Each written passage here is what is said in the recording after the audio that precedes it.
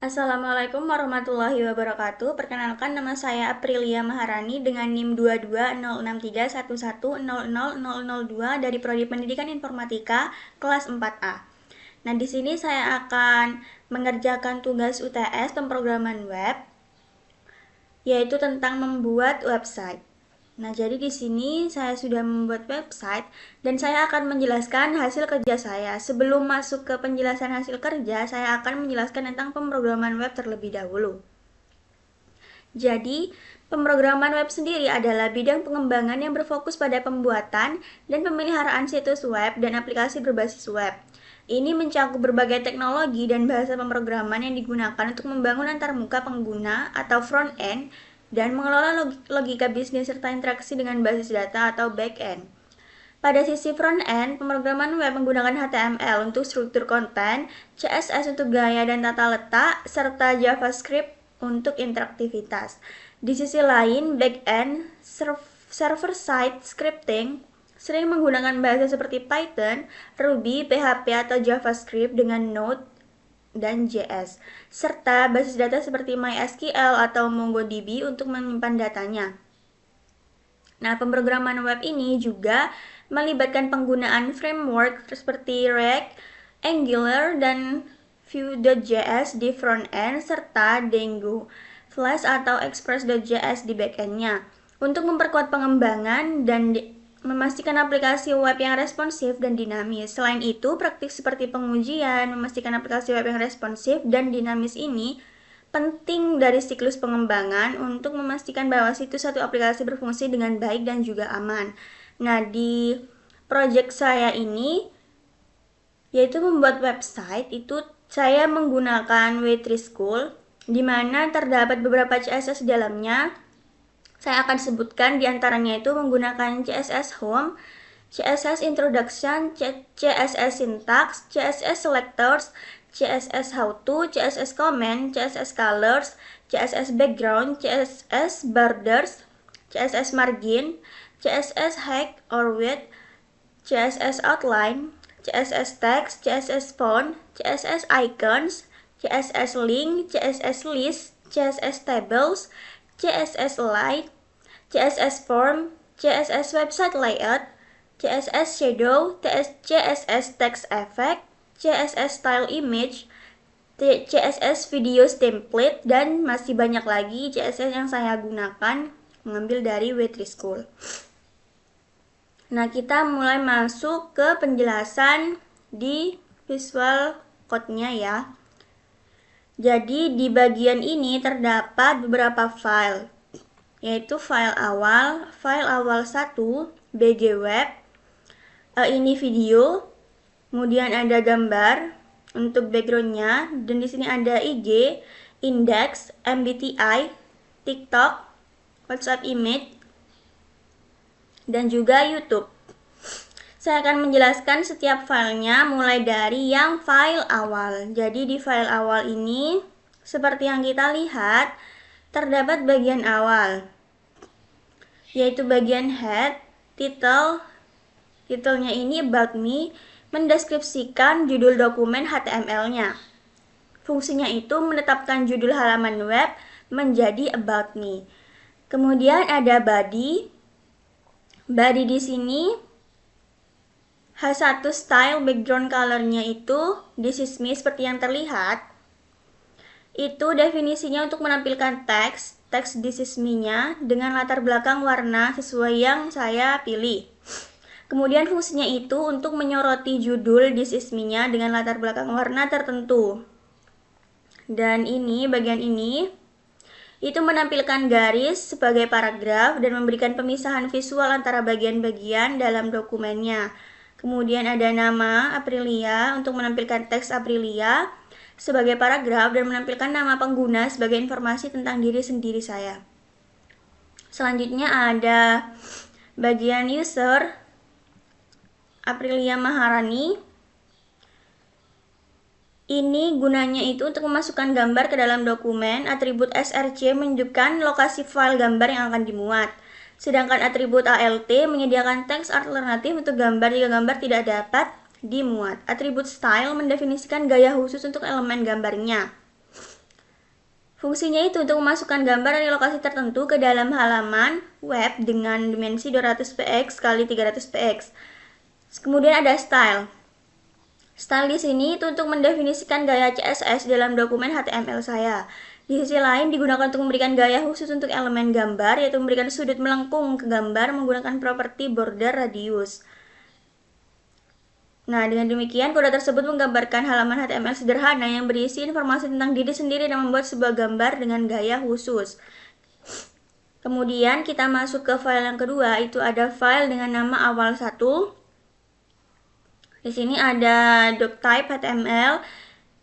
Ini bagian ini itu gunanya untuk menentukan bahwa dokumen ini mengikuti standar HTML5 dan membantu browser untuk menampilkan halaman web dengan benar dan menggunakan tipe dokumen yang akan digunakan. Kemudian HTML lang dengan n itu tag HTML-nya menandakan awal dokumen HTML. Atribut lang n ini menetapkan bahasa utama dokumen sebagai bahasa Inggris. Ini bermanfaat untuk SEO dan alat bantu aksesibilitas seperti membaca layar. Kemudian head berisi elemen-elemen meta informasi tentang dokumen seperti judul dokumen, pengaturan karakter, dan metadata lainnya. Informasi ini tidak langsung terlihat oleh pengguna, tetapi penting untuk pengaturan dan mengoperasikan halamannya. Selanjutnya ada meta chartsheet UTF-8, di mana ini mendefinisikan karakter encoding untuk dokumen yaitu UTF-8.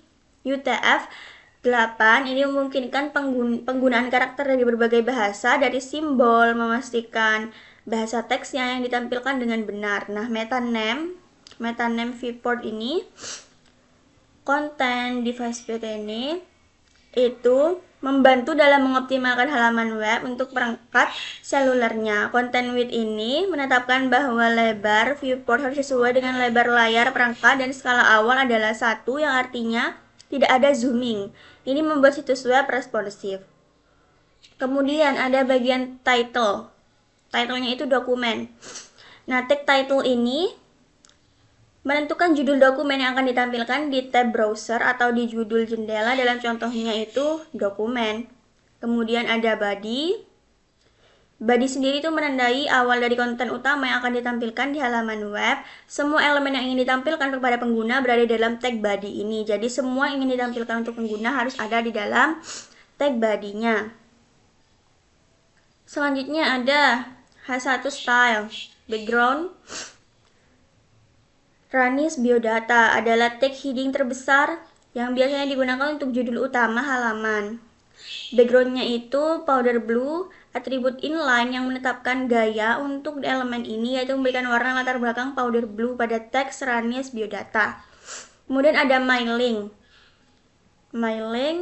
Seterusnya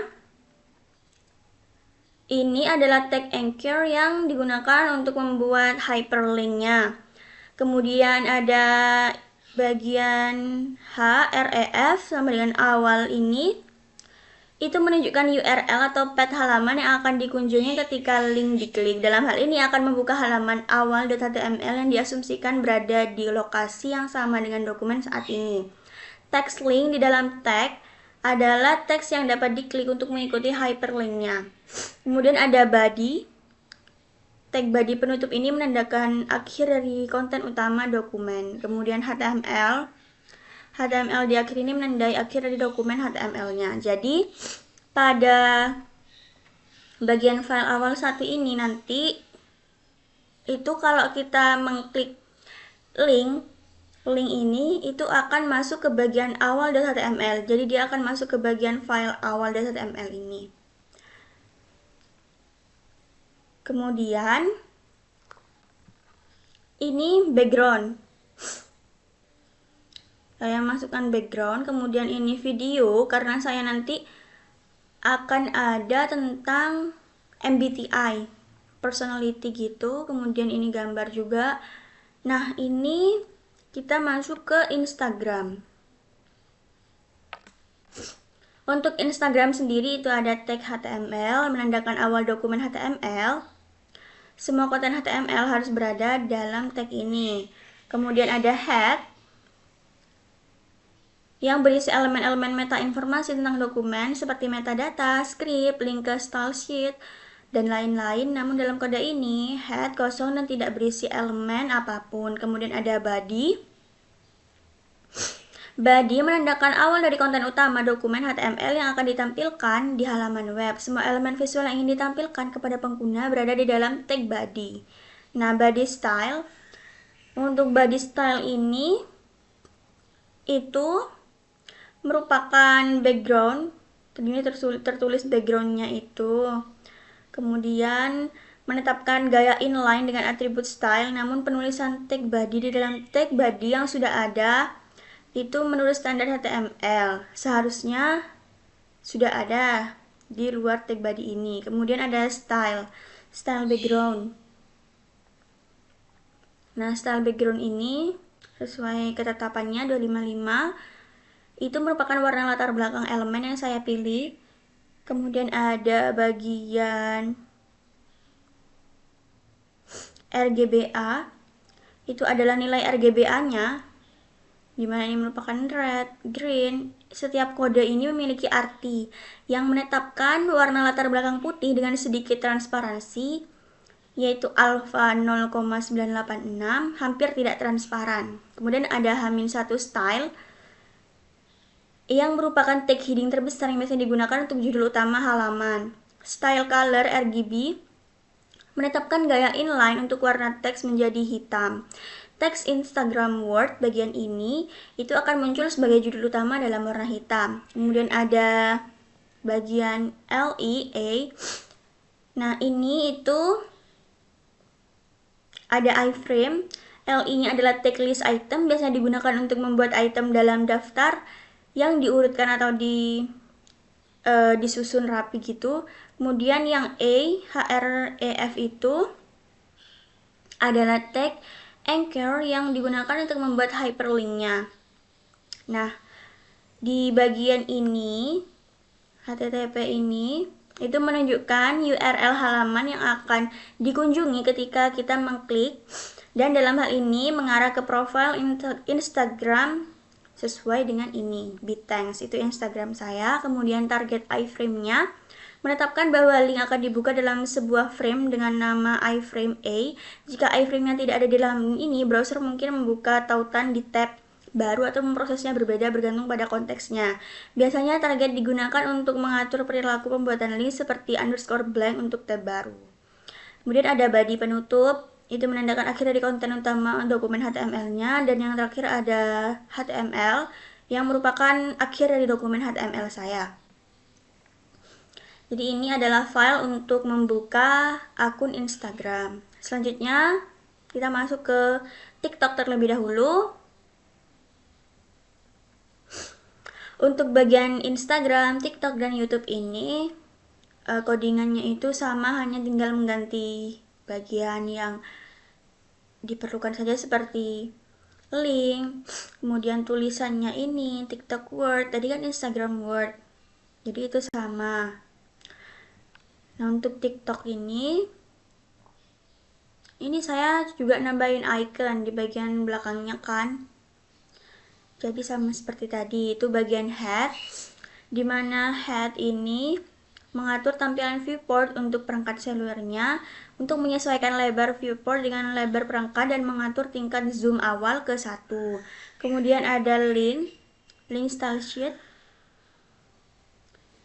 itu mengaitkan style sheet dari Google Form yang berisi icon material dan menyediakan akses ke icon-icon material icon yang dapat digunakan dalam halaman webnya. Kemudian ada bagian body, sama seperti tadi, menetapkan gaya latar belakang untuk elemen body, untuk mengatur latar belakang elemen body dengan warna putih sesuai dengan ini RGBA 255 kode-kodenya itu. Kemudian ada bagian H1 style.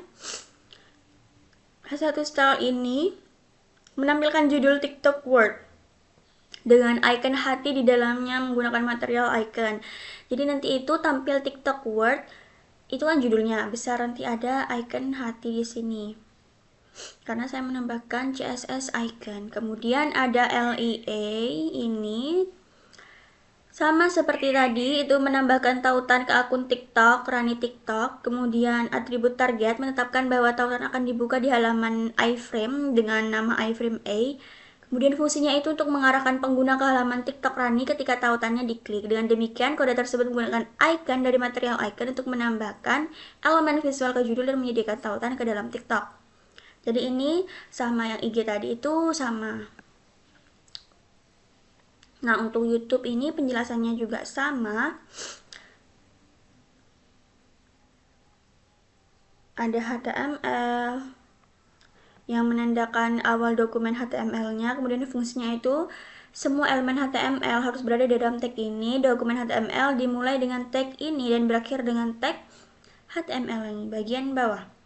Kemudian ada head, yaitu bagian dari dokumen yang berisi informasi meta, biasanya digunakan untuk menyertai informasi seperti title, link ke stylesheet atau script. Pada kode ini, head kosong dan tidak diberi elemen apapun. Kemudian ada body, yaitu menandai awal dari konten utama dokumen HTML. Semua elemen yang ingin ditampilkan kepada pengguna berada di dalam tag body ini. Jadi semua elemen harus ada atau dimulai dengan tag body. Selanjutnya ada body style. Body style ini sama seperti tadi, sesuai color RGBA-nya, menetapkan gaya latar belakang halaman dan mengatur warna latar belakang elemen menjadi putih dengan transparansi alfa. Ini transparansi alfanya.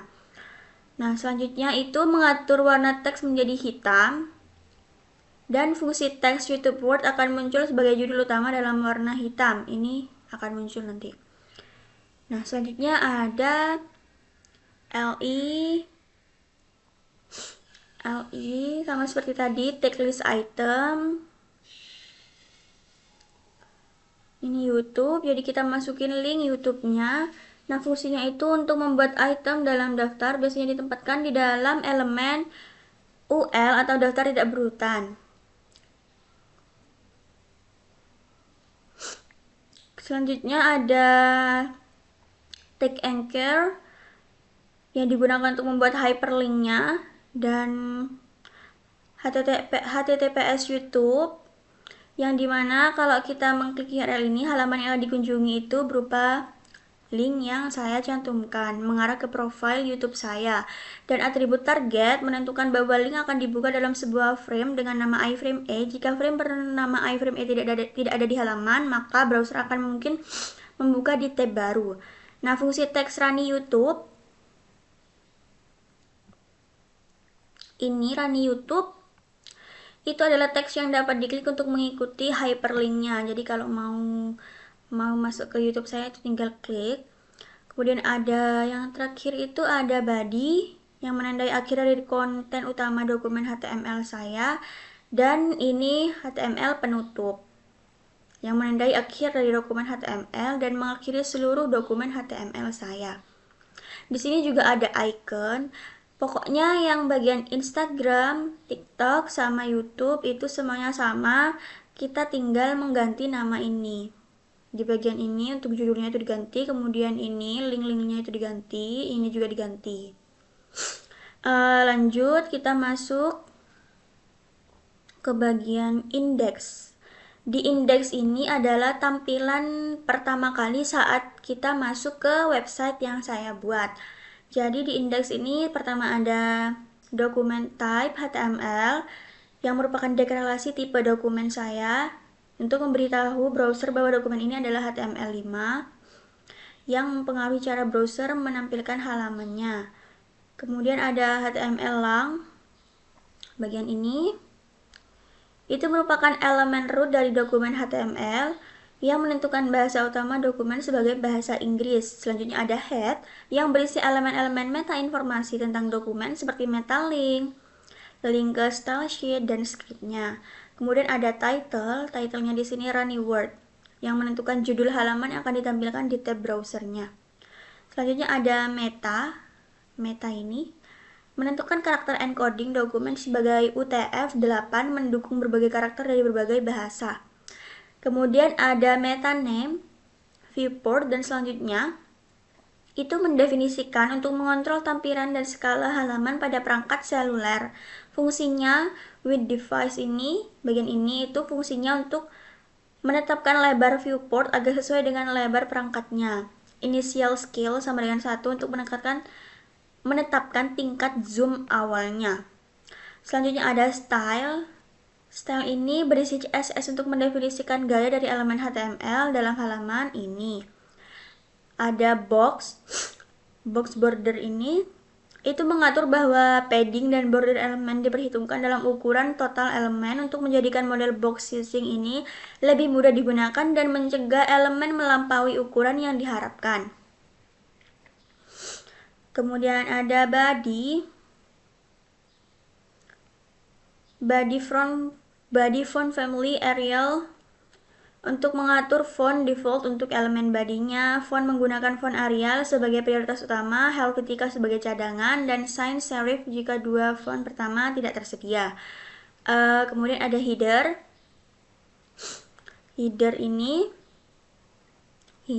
Kemudian background image itu gaya untuk elemen headernya. Propertinya background image itu mengatur gambar latar belakang, paddingnya menambahkan ruang dalam padding 30 px di semua sisi.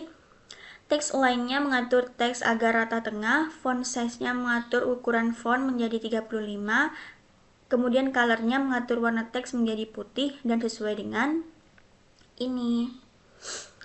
Selanjutnya ada NAF. Float left width 30%, itu adalah gaya untuk elemen NAV-nya.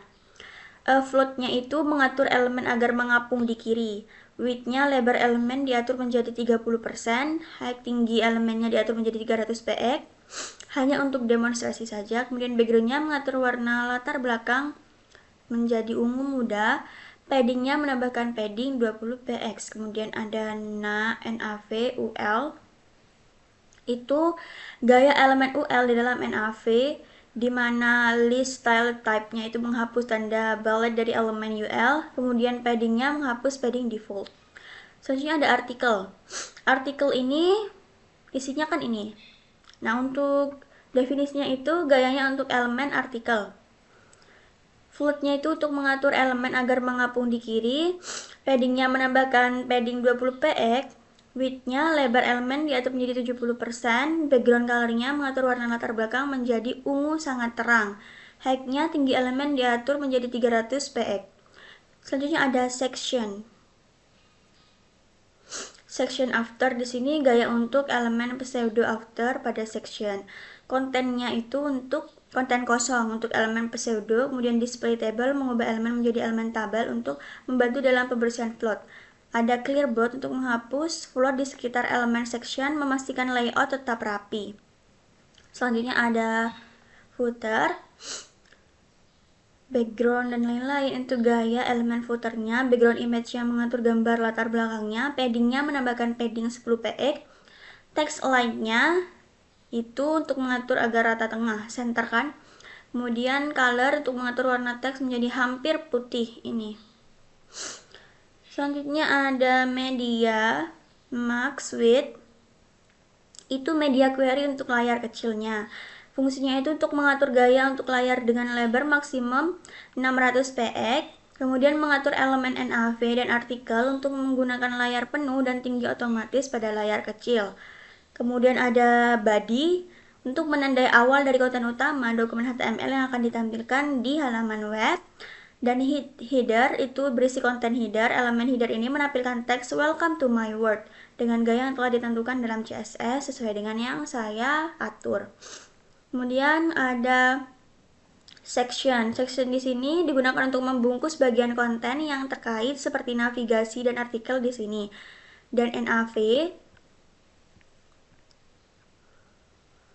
untuk menyediakan navigasi untuk situs dan berisi daftar tautan ke halaman lain. Kemudian UL untuk elemen daftar tidak berurutan. LI menyediakan item daftar dalam UL seperti LI berisi tautan ke halaman dalam iframe lain. Kemudian ada awal.html ini.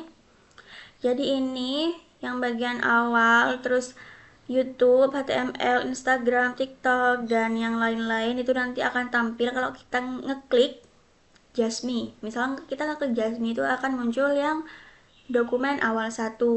Kita klik YouTube account, ini akan muncul yang akun YouTube saya, seterusnya itu seperti itu. Kemudian ada artikel, yaitu berisi konten utama dalam artikel halaman, iframe-nya untuk elemen inline iframe yang memungkinkan penanaman halaman lain dalam halaman saat ini. Atributnya src awal.html menentukan sumber konten untuk iframe-nya. Nama iframe E menentukan nama untuk iframe, memungkinkan link untuk membuka konten di dalam iframe ini. Height untuk menetapkan tinggi iframe menjadi 240, width-nya menetapkan lebar iframe menjadi 200 px. Title-nya iframe example, menambahkan teks alternatif untuk iframe. Jadi ada footer. Footer di sini itu berisi konten footer, menampilkan teks enjoy exploring my world di bagian bawah halaman dengan gaya yang telah ditentukan. Jadi ini nanti muncul di web saya di bagian paling bawah. Kemudian ada body yang menandai akhir dari konten utama dokumen HTML, dan HTML sendiri ini yang beneran akhir, yaitu menandai akhir dari dokumen HTML yang mengakhiri seluruh dokumen HTML pada file index. Dan yang terakhir itu ada file tentang MBTI atau kepribadian.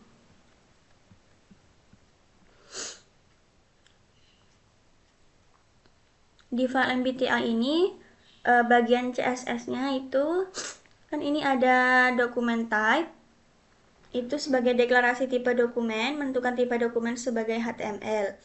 Kemudian ada HTML, elemen root dari dokumen HTML-nya ada style.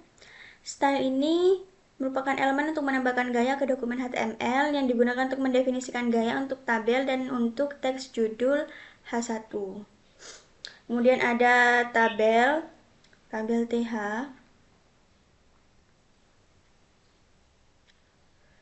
Itu untuk mendefinisikan gaya untuk tabel, sel header, dan sel data. Fungsinya untuk menetapkan garis hitam dengan ketebalan 1 px di sekitar setiap sel dalam tabelnya. H1 text shadow.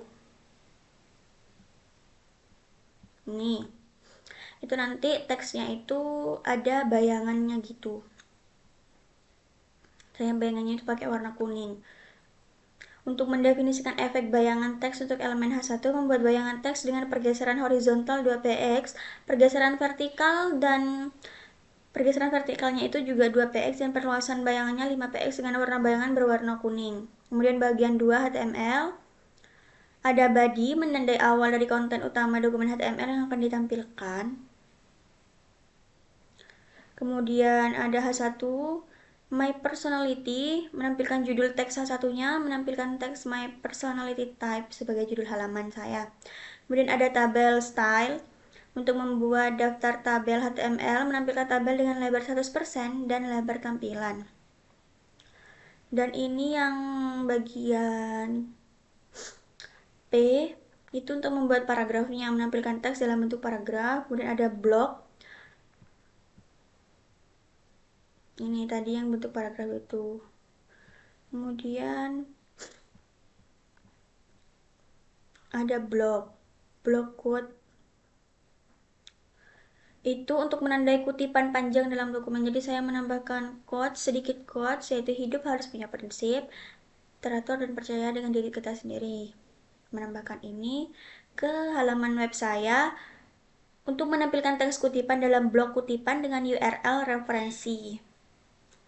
Nah ini nih, nanti kalau kita klik itu masuk ke URL ini.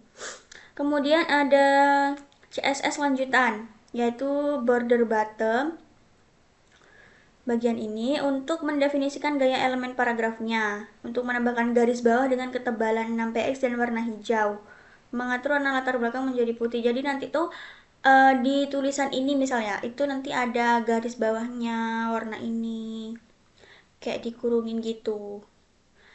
Oke, karena saya sudah menjelaskan setiap file yang saya buat untuk web di Visual Studio Code, kita langsung masuk ke web saya. Jadi web saya itu kita masuk langsung ke indeks karena indeks ini memuat dari halaman awal. Indeks itu halaman awal yang memuat semua ini. Kita langsung klik. Nah,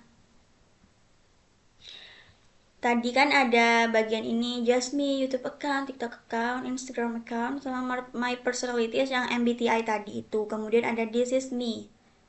Ini sesuai dengan yang saya coding di Visual Studio Code. Ada nama, Aprilia Marani, NIM saya, prodi saya, fakultas dan angkatan, kemudian ada foto. Nah, di sini fotonya ini saya pakai yang ini kan awalnya itu runcing, tapi saya buat melengkung pakai gaya yang tadi sudah saya jelaskan. Kemudian ini ada Enjoy Exploring My World di bagian bawah. Sama seperti yang sudah saya jelaskan tadi, dan di judul ini Welcome to My World. Ada background juga sesuai yang saya masukkan tadi. Ini warna-warnanya sudah saya atur tadi, yang ungu itu. Kemudian jika kita masuk ke Just Me, kalau kita masuk Just Me tadi kan ini masuk ke bagian awal. Nah bagian awal ini kan.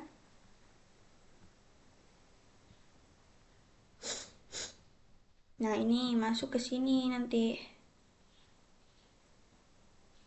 Langsung kita klik yang Ranis Data ini, My Link, masuk ke linknya. Nah, masuk ke bagian yang tadi. Tapi ada di dalam iframe. Kemudian jika klik YouTube account, ini ada icon hati yang tadi. Kemudian kita masuk ke link YouTube. Nah, di sini udah bisa. Kemudian masuk ke TikTok account, sama seperti yang tadi. Kemudian ada Instagram account. Ini kita klik. Nah, habis itu terakhir itu ada My Personality. Di sini yang shadow itu. Yang shadow tadi di bagian ini saya buat warna kuning. Terus ada tabel juga di sini. Nah, ini tadi yang maksud saya ada garis bawahnya. Kemudian ini saya masukkan juga video terkait MBTI saya. Karena di sini saya extrovert, intuitive, thinking sama judge. Jadi saya tuliskan tentang yes, I'm an ENTJ. Kemudian menurut kepribadian, saya memiliki pengetahuan yang luas dan seterusnya tentang MBTI saya. Kemudian untuk lebih lengkapnya lagi saya sertakan video. ENTJ explained what it means to be the ENTJ personality type. The ENTJ is a personality regarded as a natural leader. Strong-willed, decisive, goal-oriented and hard-working, the ENTJ is a force to be reckoned with, capable of achieving a great deal with their life. At roughly 2% of the general population, ENTJ is among the least prevalent personality types and is more common among men than women. Most argumentative. This can make it very Nah, ini intimidating. bisa diklik nanti kalau mau lebih tahu tentang kepribadian ENTJ. Kemudian ada details. Ini detailsnya ini saya arahkan ke visit Halo Dokter. Nah, Halo Dokter ini nanti kita masuk ke halaman Halo Dokternya itu, web Halo Dokter yang menjelaskan tentang kepribadian ENTJ. Kemudian di sini ada list. Kelebihan ENTJ itu tegas, logis dan lain-lain. Di sini saya masukkan cuma 3 saja. Kekurangannya juga saya masukkan cuma 3. Kemudian ini ada personality form. Di sini saya buat form buat lebih mengenal orang-orang yang lain itu namanya siapa, terus tipe MBTI-nya itu apa. Kan kita bisa melihat kepribadian orang dari MBTI-nya. Ada yang percaya itu, ada yang percaya enggak. Tapi kan ini cuma buat memperindah web saya aja. Di sini ada form, bisa diisi. Kalau udah diisi name, tinggal submit saja. Kemudian ada ini, if you click the submit button, the form data will be sent to a page called ini action_page.php. Jadi akan masuk ke sini. Kemudian yang terakhir ada quotes from ENTJ. Quotes dari saya. Di sini here is a quote from ENTJ website. Hidup harus punya prinsip. Nah, teratur dan percaya diri dengan diri kita sendiri. Itu quote yang saya masukkan di bagian ini tadi. Nah, jadi seperti itu tampilan halaman web saya. Jadi kurang lebih seperti itu. Kurang lebihnya itu saya mohon maaf. Terima kasih sudah mendengarkan video saya yang menjelaskan tentang web yang sudah saya buat untuk memenuhi tugas UTS pemrograman web kelas 4A Prodi Pendidikan Informatika. Terima kasih. Wassalamualaikum warahmatullahi wabarakatuh.